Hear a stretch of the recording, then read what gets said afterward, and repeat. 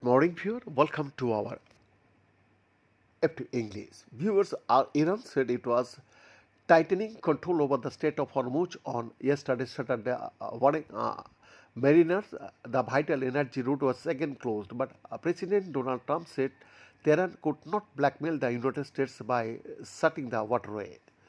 Tehran said it was responding to a continued US blockade of Iranian ports, calling it a violation of their ceasefire, while Supreme Leader Mustafa Khamenei said Iran's navy was ready to inflict a new bitter defeats on its enemies. Shipping sources said at least two vessels reported coming under the fire and being hit while trying to transit the waterway.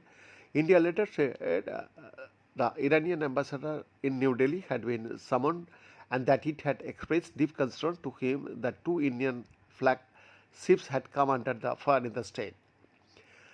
State media in Iran quoted the Supreme National Security Council.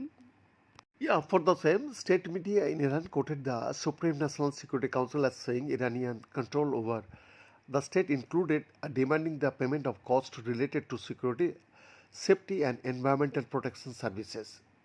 State television also quoted the Supreme National Security Council as saying the US had put forward new proposals after talks mediated by Pakistan in recent days. Tehran was considering them but had not yet responded, it said.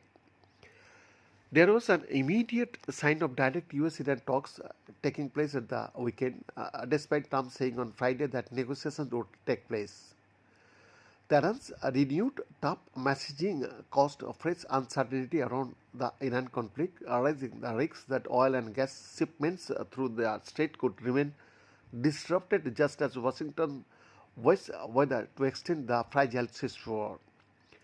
Trump said the US was having very good conversations with Iran, but Tehran wanted to close the strait again.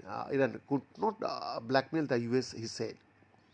Maritime security and shipping sources said some merchant vessels had received radio messages from Iran's navy saying no ships were allowed through the waterway, reversing Friday's signs that traffic might resume.